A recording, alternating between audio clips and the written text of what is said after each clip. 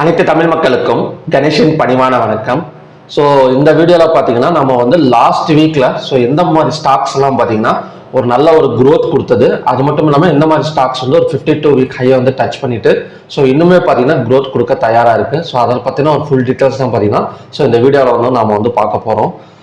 Last வீக்கை பொறுத்த வரைக்கும் பார்த்தீங்கன்னா கிட்டத்தட்ட ஒரு 64 ஸ்டாக்ஸ் பக்கம் ஒரு பாசிட்டிவ் சைடு வந்து கொடுத்துருந்தது. அதுக்கு முன்னாடி வீக் வந்து ஒரு 42 ஸ்டாக்ஸ் மட்டும்தான் பார்த்தீங்கன்னா ஒரு பாசிட்டிவ் சைடு வந்து கொடுத்துருந்தது. லாஸ்ட் வீக் வந்து ஃபுல்லாகவே பார்த்தீங்கன்னா ஒரு 64 ஸ்டாக்ஸ் பக்கம் கிட்டத்தட்ட 2.54% மேலே வந்து கொடுத்துருக்கு. Atul limited, Aurobindo pharma, Bharat electronics அந்த மாதிரி பார்த்தீங்கன்னா ஒரு 64 ஸ்டாக்ஸ் வந்து கொடுத்துருக்கு. இதில் வந்து டாப் எந்த செக்டார் வந்து நல்ல பர்ஃபார்மன்ஸ் கொடுத்துருக்கு அப்படின்னு பார்த்தீங்கன்னா ஃபார்மா செக்டார். அரபிந்தோ ஃபார்மா ஆகட்டும், Glenmark pharma, Sun pharmaceutical, Torrent pharm, அது மட்டும் இல்லாமல் ஆரோ ஃபார்ம். இதெல்லாம் பார்த்தீங்கன்னா ஒரு ஃபார்மா செக்டர் வந்து ஒரு நல்ல growth வந்து லாஸ்ட் வீக் வந்து பர்ஃபார்மன்ஸ் வந்து கொடுத்துருக்கு. அதுக்கு முன்னாடி வாரம் வந்து சிமெண்ட்ஸ் வந்து நல்லா வந்து கொடுத்துருக்கு. ஆல்ரெடி அந்த சிமெண்ட்ஸ் நியூஸ் வந்து நம்ம வந்து படிச்சிருந்தோம். ஆனால் இந்த வாரம் வந்து சிமெண்ட்ஸ் வந்து அவ்வளோ வந்து பர்ஃபார்மன்ஸ் வந்து கொடுக்கல. லாஸ்ட் வீக்கில் கொடுத்த பர்ஃபார்மன்ஸை விட அப்படியே ஆப்போசிட்டாக தான் கொடுத்துருக்கு. எல்லாமே பார்த்தீங்கன்னா ஒரு நெகட்டிவ் சைடு தான் சிமெண்ட்ஸ் வந்து கொடுத்துருக்கு.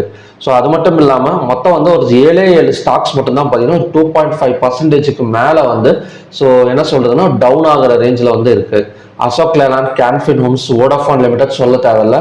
இந்த மாதிரி பார்த்தீங்கன்னா இந்த ப்ரைஸஸ் எல்லாம் ஹைக் பண்ணியிருந்தாங்க. அதாவது பார்த்தீங்கன்னா ஒரு 300 ரூபாய் ரீசார்ஜ் வந்து ஒரு 350 ரூபாய் அந்த மாதிரி பாரதி ஏர்டெல் ஆகட்டும், வோடாஃபோன், ரிலையன்ஸ் இந்த மாதிரி எல்லாம் பார்த்தீங்கன்னா அது வந்து இறங்குறதுக்கான ஒரு காரணமாக வந்து இருந்திருக்கு. Indian cements, JK cements, Ramco, Titan company limited ஒரு 7 ஸ்டாக்ஸ் மட்டும்தான் பார்த்தீங்கன்னா இப்போதைக்கு பார்த்தீங்கன்னா ஒரு நெகட்டிவ் சைடில் தான் இருக்கு. இதில் வந்து டாப் வந்து பார்த்தீங்கன்னா சிமெண்ட்ஸ். லாஸ்ட் வீக்கில் அதாவது லாஸ்ட் வீக் அதுக்கு முன்னாடி வீக்கில் வந்து சிமெண்ட்ஸ் வந்து நல்லாவே பர்ஃபார்மன்ஸ் கொடுத்துருந்தது. என்னன்னு தெரியல, திடீர்னு பார்த்தீங்கன்னா ஒரு இந்த வாரம் ஃபுல்லாகவே பார்த்தீங்கன்னா கொஞ்சம் நெகட்டிவ்ல வந்து கொஞ்சம் இறங்கி இருக்கு. அது மட்டும் இல்லாமல் எந்த 3 ஸ்டாக்ஸ் வந்து ஒரு டாப் பர்ஃபார்மன்ஸ் வந்து கொடுத்துருக்கு பாசிட்டிவ் சைடு அப்படின்னு பார்த்தீங்கன்னா லாரஸ் லேப்ஸ். லாரஸ் லேப்ஸை பொறுத்த வரைக்கும் கிட்டத்தட்ட பார்த்தீங்கன்னா ஒரு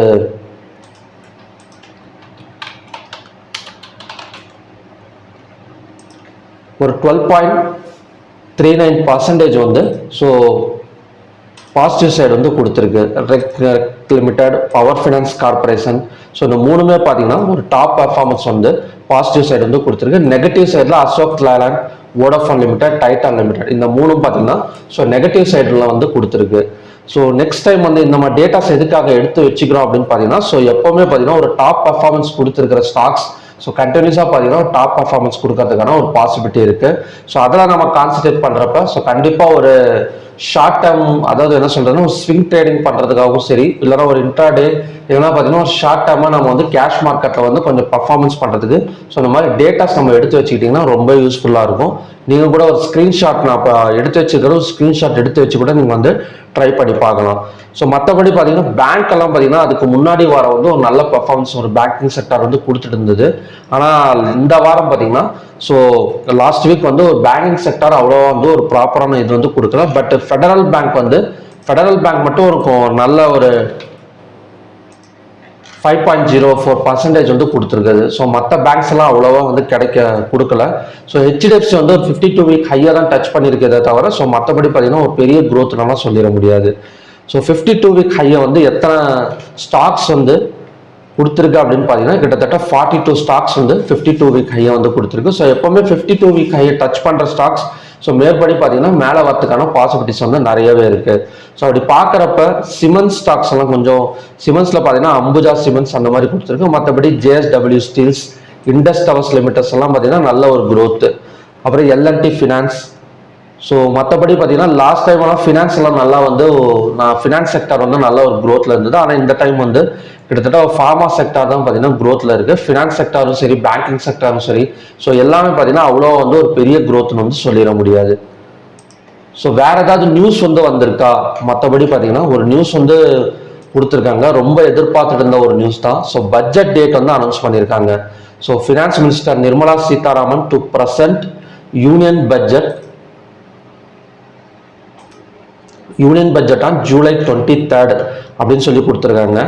ஃபினான்ஸ் மினிஸ்டர் வந்து இப்போதைக்கு பார்த்தீங்கன்னா மோடி 3.0 இருக்கிற ஃபர்ஸ்ட், அதாவது பிரைம் மினிஸ்டர் ஒரு தேர்ட் டைமாக வந்து பிரைம் மினிஸ்டராக இருக்கிறாரு. ஸோ அதோட இப்போ ஃபர்ஸ்ட் பட்ஜெட் வந்து எப்போ கொடுக்க போகிறாங்க அப்படின்னா commence on July 22 and conclude on August 12th. Sir July 22 ஆரம்பிச்சு ஸோ August 12 வரைக்கும் இது வந்து நடக்கிறதா வந்து கொடுத்துட்டு இருக்காங்க. So Honorable Presidents of India and the recommendation of Government of India are approved the summoning of both houses for the budget session 2024 from 22nd July to 12th August 2024. எப்பவுமே பார்த்தீங்கன்னா ஒரு நியூஸ்னாலே அதுதானே. ஃபர்ஸ்ட் எல்லாம் பார்த்தீங்கன்னா ஒரு நியூஸ் வரும். So அதுக்கப்புறம் பார்த்தீங்கன்னா ஷேர்ஸ் எல்லாம் ஸ்டாக்ஸ் எல்லாம் பார்த்தீங்கன்னா ஏறவோ இறங்கவோ ஆரம்பிக்கும். ஆனால் இப்போ ஒரு கடந்த நாளாக எப்படி இருக்குன்னா நியூஸ் வரும்னு முன்னாடியே தெரிஞ்சிருது. ஸோ தெரிஞ்சதுக்கப்புறம் என்ன ஆகுதுன்னா ஷேர்ஸ் எல்லாம் ஏற ஆரம்பிச்சிருது. ஸோ அதுக்கப்புறம் இந்த நியூஸ் வந்து என்ன சொல்றதுன்னா அவ்வளோவா பார்த்தீங்கன்னா ஒரு எஃபெக்ட் வந்து கொடுக்க மாட்டேங்குது. ஸோ உங்களுக்கே தெரியும் இப்போ எலெக்ஷன் டைம்லலாம் அந்த மாதிரி தான் ஆனிச்சு. எல்லாருமே பார்த்தீங்கன்னா ஒரு பாசிட்டிவ் சைடு அப்படின்னு சொல்லியிருந்தாங்க. ஸோ ஒரு கேப் அப் விழுந்தது. ஸோ அதுக்கப்புறம் பார்த்தீங்கன்னா ஃபுல்லாக வந்து பார்த்தீங்கன்னா ஒரு பேங்க் நிஃப்டிலாம் 4000 பாயிண்ட்ஸ், சென்செக்ஸ் எல்லாம் பார்த்தீங்கன்னா அவ்வளோ பாயிண்ட்ஸ் எல்லாம் இறங்கியிருக்கு. ஸோ அதுக்கப்புறம் நியூஸ் அதுக்கப்புறம் ஜெயிச்ச உடனே பார்த்தீங்கன்னா கொஞ்சம் கொஞ்சமாக மேலே ஏறி இப்போ தான் ரெக்கவர் ஆகிட்டு இருக்கு. ஃபுல்லாகவுமே பார்த்தீங்கன்னா ரெக்கவர் ஆயிடுச்சுன்னே சொல்லலாம் ஸோ மார்க்கெட். ஸோ அதுக்கு அடுத்தது பேங்க் நிஃப்டியெல்லாம் எப்படி பர்ஃபார்மன்ஸ் பண்ணியிருக்கு அப்படின்னு பார்த்தீங்கன்னா ஸ்கிரிப்டை பொறுத்த வரைக்கும் எல்லாமே பார்த்தீங்கன்னா ஒரு பாசிட்டிவ் க்ளோசிங் தான். லாஸ்ட் வீக்கை பொறுத்த வரைக்கும் பேங்க் நிஃப்டி வந்து 0.61%, நிஃப்டி 50 வந்து 1.30%, ஃபின் நிஃப்டி வந்து 0.95%, மிட் கேப் வந்து 2.20%, சென்செக்ஸ் வந்து 1.22%. ஸோ மற்றதை விட மிட் கேப் நிஃப்டியை பொறுத்த வரைக்கும் 2.20% வந்து வந்திருக்கு. ஸோ மிட் கேப் நிஃப்டியை பார்க்கணும்னா ஸோ லாஸ்ட் வீக்கை கம்பேர் பண்ணுறப்போ ஒரு நல்ல க்ரோத் அப்படின்னு சொல்லலாம். ஸோ லாஸ்ட் வீக்கில் மிட் கேப் நிஃப்டி பார்த்தீங்கன்னா ஒரு 0.71% தான் வந்து நல்ல ஒரு க்ரோத்தில் இருந்தது. ஸோ லாஸ்ட் வீக் இல்லை, கிட்டத்தட்ட பார்த்தீங்கன்னா அதுக்கு முன்னாடி வர வந்து 0.71. ஸோ லாஸ்ட் வீக் வந்து 2.20% வரைக்கும் கொஞ்சம் ஹை வந்து கொடுத்துருக்கு. மறுபடியுமே பார்த்தீங்கன்னா அது மட்டும் இல்லாமல் ஒரு 52 வீக் ஹையை வந்து கிரியேட் பண்ணியிருக்கு. ஸோ மறுபடியும் இது வந்து கிராஸ் ஆனிச்சு அப்படின்னா கண்டிப்பாக 12,800 வரைக்கும் பாசிபிலிட்டிஸ் இருக்கு. ஸோ பேங்க் நிஃப்டியை பொறுத்த வரைக்கும் ஒரு ரெசிஸ்டன்ஸ் மாதிரி தான் எடுத்துட்டு இறங்கிட்டு இருக்கு. ஸோ June 24th வீக் அந்த மாதிரி பார்த்தோம்னா 1.32% வந்து கொடுத்தது. ஸோ இதை வந்து கொஞ்சம் டவுன் ஆயிருக்கு. ஸோ லாஸ்ட் வீக் வந்து 0.61% வந்து தான் கொடுத்துருக்கு, கொஞ்சம் டவுன் ஆயிருக்கு கம்பேர் பண்றப்ப. ஸோ நிஃப்டி 50யை பார்த்தோம்னா ஸோ நிஃப்டி 50 நல்ல க்ரோத் 2.17%, 1.30%, ஒரு நல்ல க்ரோத்ல தான் பார்த்தீங்கன்னா ஸோ நிஃப்டி 50 ஸ்டாக்ஸ் எல்லாம் போயிட்டு இருக்குன்னு நினைக்கிறேன். ஸோ ஏன்னா அதுக்கு முன்னாடி வர கம்பேர் பண்றப்ப 2.17%. ஸோ அவ்வளோவா கொடுக்கலன்னா கூட ஒரு ஹாஃபுக்கு மேலே தான் பார்த்தீங்கன்னா ஒரு நிஃப்டி 50ல வந்து பர்ஃபார்மன்ஸ் வந்து கொடுத்துருக்கு. ஸோ அடுத்தது fin Nifty. So fin Nifty நான் ஆல்ரெடி சொன்ன மாதிரி தான் அதுக்கு முன்னாடி வர வந்து ஃபினான்ஸ் டைப் ஆஃப் செக்டார்ஸ் எல்லாம் பார்த்தீங்கன்னா ஒரு நல்ல ஒரு க்ரோத் இருந்தது. ஆனால் லாஸ்ட் வீக்ல வந்து அவ்வளோவா வந்து க்ரோத் கிடையாது. இதில் 1.86%, 0.95%. ஸோ சென்செக்ஸ் ஸோ சென்செக்ஸ் வந்து சொல்லவே தேவையில்ல 2.36, 1.22. ஸோ நிஃப்டி 50 அண்ட் சென்செக்ஸ் எல்லாம் பார்த்தீங்கன்னா ஒரு நல்ல க்ரோத். சென்செக்ஸ் அது மட்டும் இல்லாமல் ஆல் டைம் ஹை கிட்டத்தட்ட பார்த்தீங்கன்னா 80,400 வரைக்குமே பார்த்தீங்கன்னா சென்செக்ஸ் வந்து வந்திருக்கு. ஸோ அநேகமாக பார்த்தீங்கன்னா ஒன்று இன்னுமே கூட கொஞ்சம் ஏறத்துக்கான ஒரு பாசிபிலிட்டி இருக்குன்னு நினைக்கிறேன். ஸோ பட்ஜெட் வந்து அனௌன்ஸ் பண்ணியிருக்காங்க. மேபி நாளைக்கு அடுத்த வாரம் மார்க்கெட் வந்து ஒரு குறிப்பிட்ட செக்டார்ஸ்ல வந்து எப்பவுமே பார்த்தீங்கன்னா கொஞ்சம் சீக்கிரமா, அதாவது ஒரு ஐடி செக்டார்ஸ் கொஞ்சம் ஏறத்துக்கான ஒரு பாசிபிலிட்டிஸ் இருக்கு. ஸோ அது மட்டும் இல்லாமல் Tata group of companies, so அப்புறம் பார்த்தீங்கன்னா ஒரு என்ன சொல்றதுன்னா ஒரு பாரத் பெட்ரோலியம், அதுக்கப்புறம் ஐடிசி, ஸோ அந்த மாதிரி கம்பெனிஸ் எல்லாம் பார்த்தீங்கன்னா கொஞ்சம் வந்து ஸ்டாக்ஸ் எல்லாம் கொஞ்சம் ஏறத்துக்கான ஒரு பாசிபிலிட்டிஸ் இருக்கு.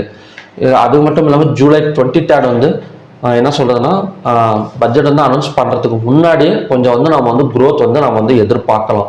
ஏன்னா ஆல்ரெடி பார்த்தீங்கன்னா 2 times இருந்த ஒரு பார்ட்டி தான் பார்த்தீங்கன்னா இப்போ வந்து 3rd டைமும் பார்த்தீங்கன்னா கொஞ்சம் இதாக இருக்காங்க. என்ன சொல்லியிருக்காங்கன்னா ஒரு ஆட்சி வந்து பிடிச்சிருக்காங்க. ஸோ கண்டிப்பாக இன்னுமே பார்த்தீங்கன்னா ஒரு க்ரோத் வந்து நம்ம வந்து எதிர்பார்க்கலாம். ஆல்ரெடி பார்த்தீங்கன்னா எல்லாமே bank Nifty, Nifty 50, fin Nifty, mid cap Nifty எல்லாமே பார்த்தீங்கன்னா ஒரு ஆல் டைம் ஹைல தான் நின்றுட்டு இருக்கு. ஸோ மேக்ஸிமம் இறங்கிறதுக்கான ஒரு பாசிபிலிட்டி கிடையாது. ஆனால் மீடியாஸ் எல்லாம் என்ன சொல்லிட்டு இருக்காங்கன்னா ஒரு F&O தான் பார்த்தீங்கன்னா கொஞ்சம் டாக்ஸஸ் வந்து ஒரு 30% போட்டாங்கன்னா எஃப்ஐஎஸ் டிஐஎஸ் எல்லாம் எஃப்ஐஎஸ் வந்து வெளியே வந்துடுவாங்க.